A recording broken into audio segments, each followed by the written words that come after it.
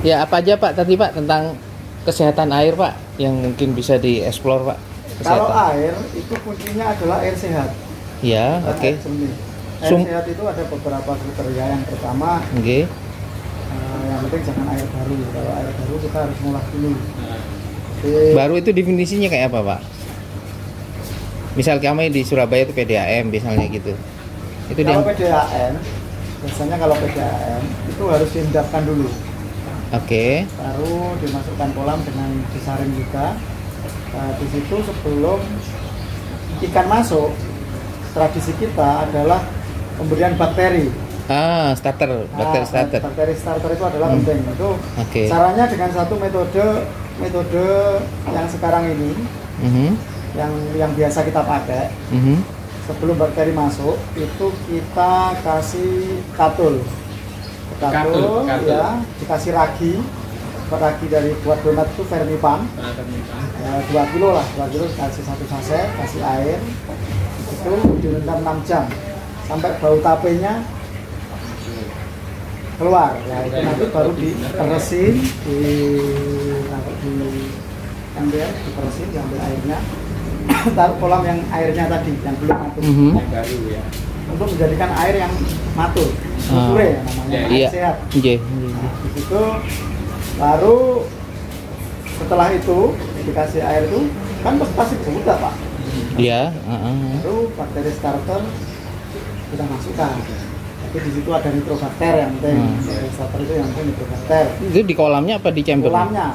Langsung di kolam nggak apa-apa. Setelah 2 minggu itu pasti ada keluar lumut.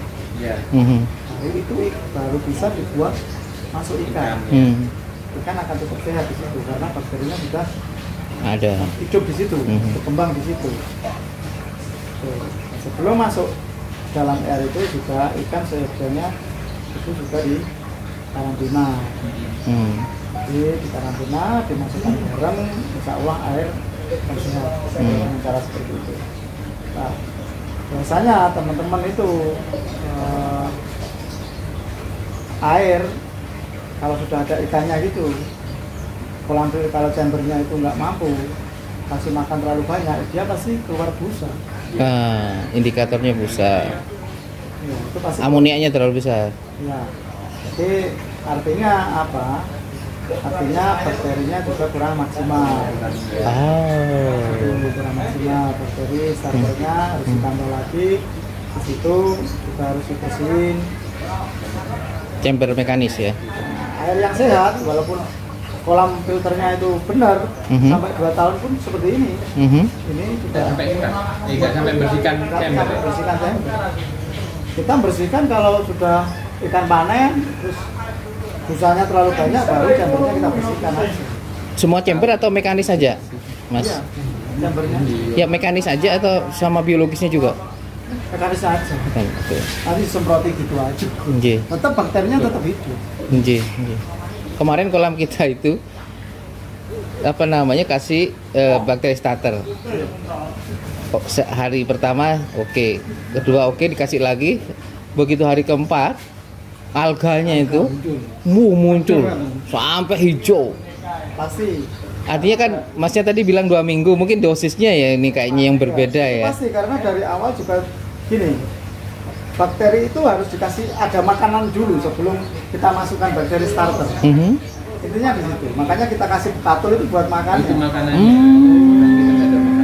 Bekatul sebelum bakteri fisik. starter masuk, seyogjanya itu yang masuk dulu. Ini yang lewat kayaknya. Nggak tahu. Nek desa ono bekatul pangan bebek itu. Iya, satu. Ngerti, jadi ngerti. Bekatul. Sisane dedek, Dedak dikasih banyu ya. Iya, Di sini gampang ya. Gampang. Di Surabaya di mana? Oh, mosok. Ono ta? Ono. Nampak serake, Pak. Oh ya wes. Padahal itu. Ya itu pengalaman ya. Nanti kalau kita bikin lagi kolam gitu. Gimana nangguri? Itu dicampur di ini di chambernya. Di kolam langsung. Airnya, diperes sambil airnya. Oh gitu. Terus airnya Bekatulnya nggak perlu. baru bakteri starter masuk. Dibanding vermipan dulu. Tapi kita ya mungkin ya itu bakteri starternya banter ya 4 bungkus itu. Waktu kita bersihin sepekan ya, itu cacing-cacing apa namanya? Ya banyak. Cacing darah. Jahara udah banyak loh. Berarti udah mantep ini kan sudah jalan ya itu ya.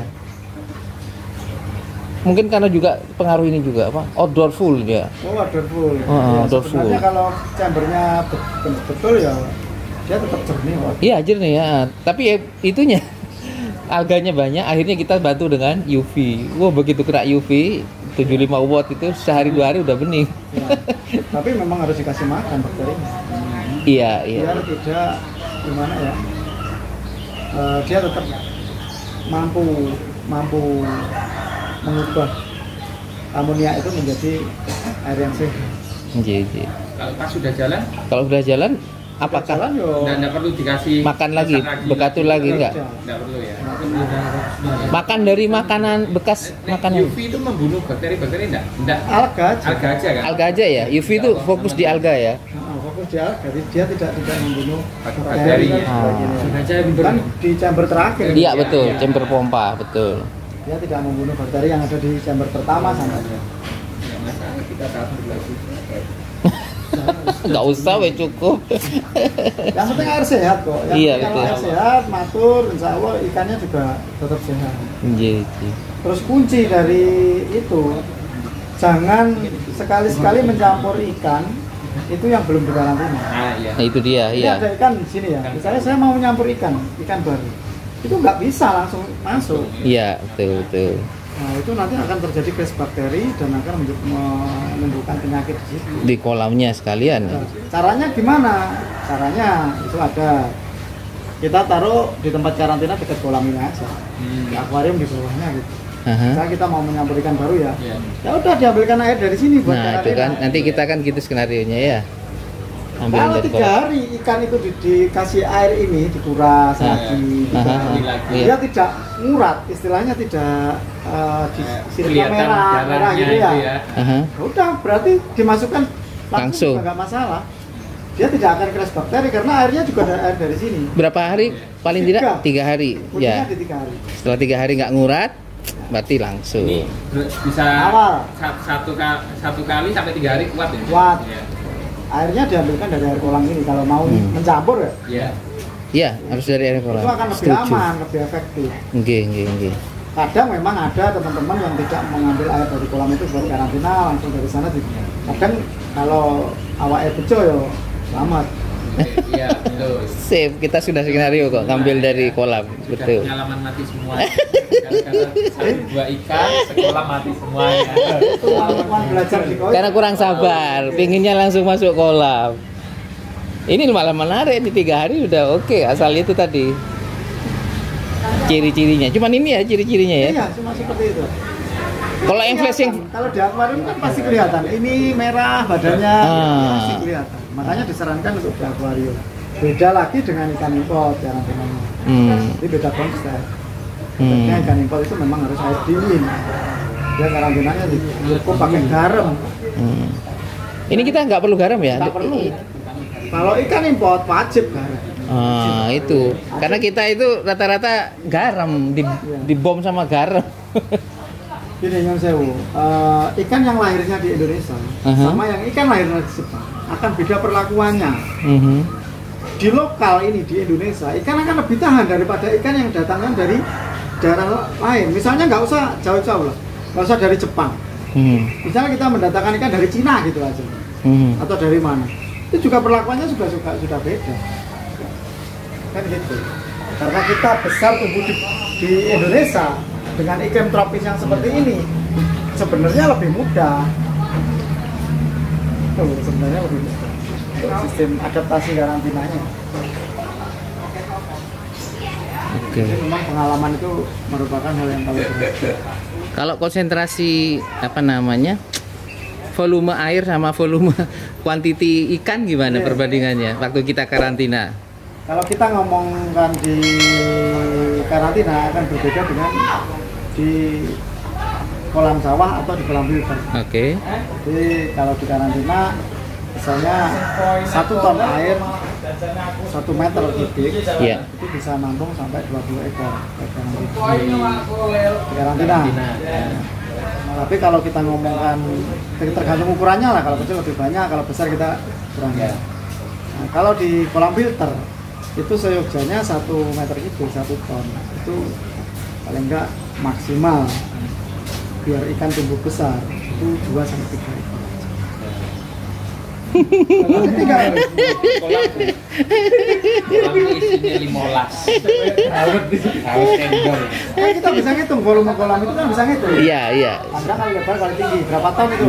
Tinggal kalikan. 2 meter kubik Misalnya isi 10 ton. 15. Itu 10 ton ya udah 30. Ya. Ya itu di kolamnya ya. Kalau di karantina tadi kan hanya sebentar. Hanya sementara. Tidak membuat ikan makan kenyang, pertumbuhan juga. Itu buat keeping aja bisa kalau di Atau ada yang bilang idealnya pada saat karantina nggak perlu dikasih makan. nggak perlu. Lah ya artinya nggak perlu pakai makan ya. Bener ya. Nggak perlu kalau di karantina nggak perlu kasih makan. Itu memang betul. Tapi ada beberapa penghobi yang di karantina itu digunakan untuk keeping koi kontes. Oh. Dan yang kecil-kecil dia tipenya di akuarium dikasih makan tapi pertumbuhannya tidak membuat mereka panjang. Tapi mereka kan bodinya terbentuk, kualitas warnanya terbentuk, tapi dia tidak panjang-panjang. Dikunting ya. Dia bentuk warna.